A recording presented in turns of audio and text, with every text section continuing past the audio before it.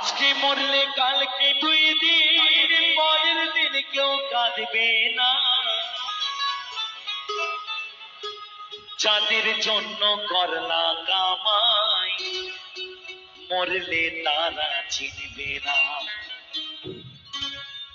থাকতে সময় করো, ঈমান করো খাঁটি। তোমার আমার শেষ বিছানা, 3.5 হাত মাটি। আজকে মরলে কালকে 2 দিন, পরের দিন কেউ কাঁদবে না। যাদের জন্য করলা কামাই, মরলে তারা চিনবে না। থাকতে সময়